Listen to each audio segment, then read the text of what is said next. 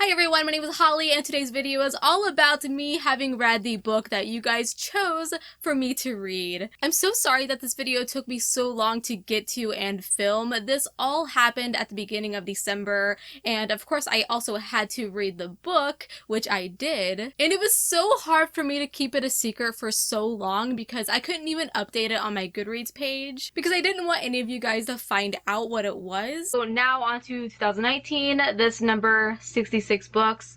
It'll actually be 67 by the time this video goes up. And trust me, that was tough because I am a bit of a Goodreads junkie. Even with all of the problems that site has, like that freaking search engine. I swear, sometimes I just accept the fact that maybe Goodreads is run by a bunch of old people who don't understand how to update new features. That's my hypothesis and I'm sticking to it. So since I trust you and I knew you guys wouldn't let me down, on Instagram I posted a bunch of polls on my stories of a range of things from genre to page length to female or male author and a few others, and there were over 600 votes for each poll, which is great. It led to a lot of close calls and also some landslides. So the first question I asked you was paperback or hardcover, and as you can see, this was kind of close and I was really surprised. I thought for sure people were going to pick paperback, but you guys chose hardcover, which is funny because I used to be like a hardcover whore, let's be honest here,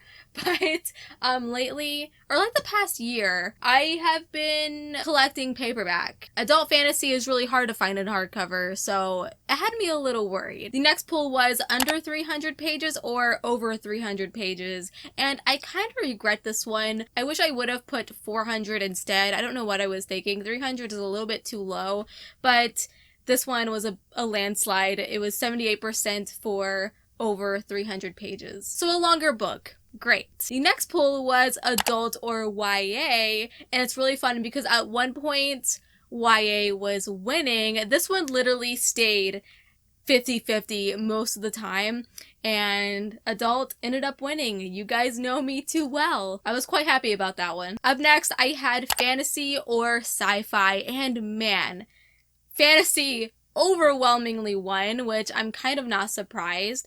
But I feel like sci-fi needs a little bit of love, even though I don't read a whole lot of sci-fi. But again, you guys know me.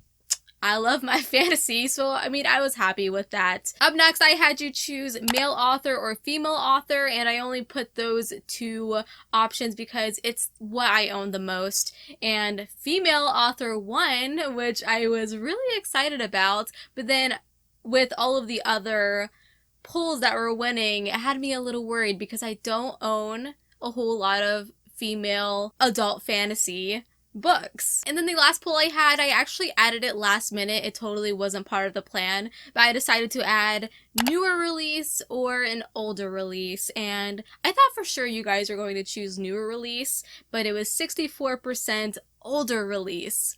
So this made it so much tougher. So overall, you guys ended up choosing a adult fantasy hardcover written by a female author, over 300 pages, and it had to be an older release. And it's really funny because, like I said, I added the older and newer release option last minute, and it kind of bit me in the butt because not even including that, I only had 3 options. And those were City of Lies by Sam Hawke, The Raven Tower by Anne Leckie, and The Witch's Kind by Louisa Morgan. I could not believe that I only had 3 books that fit everything that you guys chose. I have long since fixed this problem. I have purchased many books that fit this category, so it was very eye-opening for me. So among these 3, the book that fit perfectly was City of Lies by Sam Hawke. That's right, this is a adult fantasy by a female author, over 300 pages. It's hardcover,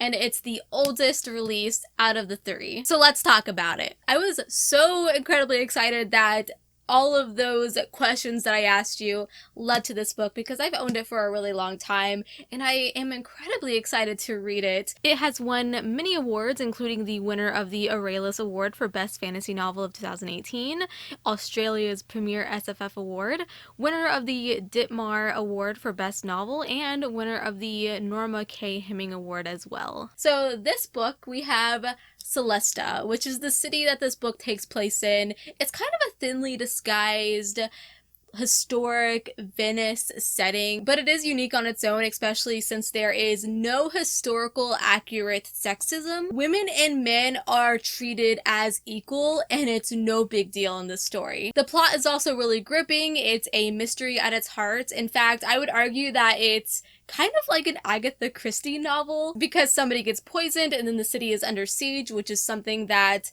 hasn't happened in living memory. This book has a lot of things going for it that I feel like will work for some people, but it won't work for others. It is really all about the characters. I asked you guys those questions like December 1st, and it took me the entire month to read this. It is a very slow read because it's really character driven. You really need to bond with these siblings that you're following because you are deep in their heads most of this book. They have been trained to protect the city and the chancellor at a young age, so they are very prepared for their job. These are not your standard fantasy heroes. They are not swordsmen or ninjas or magicians. They are loyal and thoughtful, and they actually think things through with their heads. They ask questions, they observe. It's very unusual to see, to be honest. I mean, there are a lot of action scenes in this book, don't get me wrong, but don't expect the characters to be this stone cold badass,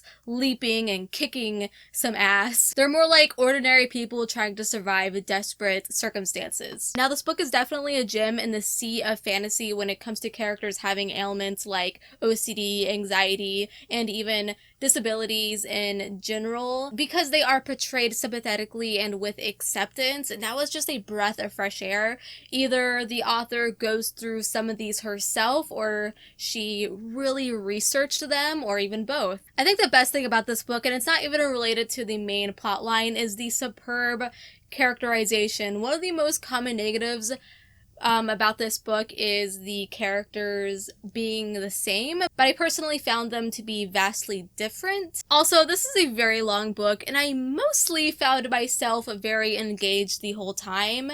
It begins with a very explosive, interesting scene, and then it kind of drags down a little bit and is quite slow, for reasons I can definitely understand. And slowly the depth of their problem expands and expands, and you become even more invested. I mean, the ending was hella intense and it was very satisfying, so I'm excited to go on to book 2.